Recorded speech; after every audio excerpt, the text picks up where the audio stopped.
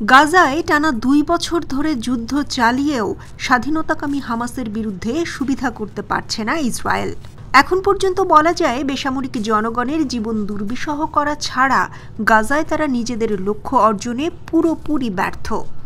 Hamas যোদ্ধাদের ইস্পাত কঠিন মনোবলের কাছে পেরে উঠছে না ইসরায়েলি সেনারা। এর ওপর সাম্প্রতিক সময়ে হামলা জোরদার করেছে হামাস এবং অন্যান্য প্রতিরোধ যোদ্ধারা।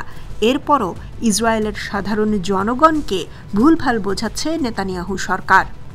গাজা যুদ্ধে হামাসের বিরুদ্ধে নিজেদের অগ্রগতি দেখানো হচ্ছে, লুকানো হচ্ছে সেনাদের আসল ক্ষয়ক্ষতির তথ্য।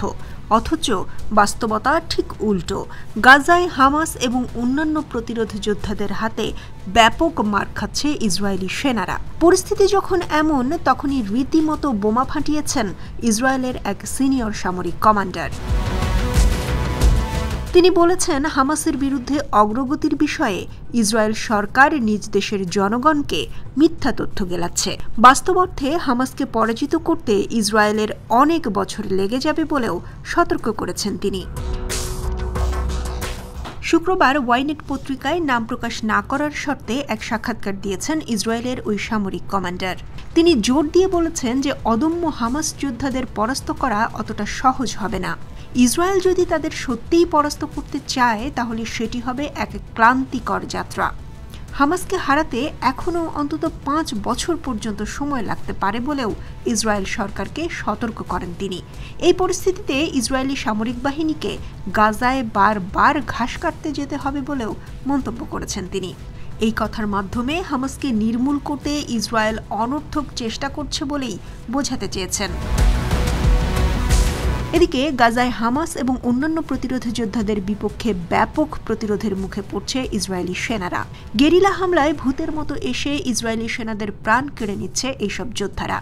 তাদের হামলায় কুলকিনারা খুঁজে পাচ্ছে না আইডিএফ সেনারা, কিন্তু সেনাদের প্রকৃত ক্ষয়ক্ষতির কথা গোপন করছে ইসরায়েল সরকার।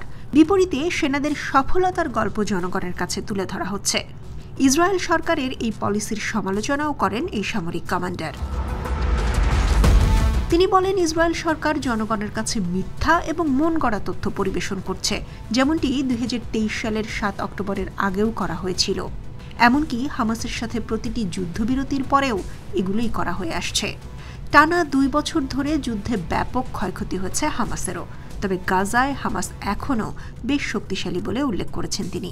হামাসের বিরুদ্ধে যুদ্ধ শেষ হতে ইসরায়েলের এখনও অনেক সময় লাগবে বলেও অভিমত তার। এদিকে মধ্যপ্রাচ্য ভিত্তিক সংবাদ মাধ্যমগুলোর তথ্য বলছে, ইসরায়েলি সেনারা হামাসের বিপক্ষে বিজয় থেকে এখনও অনেক দূরে।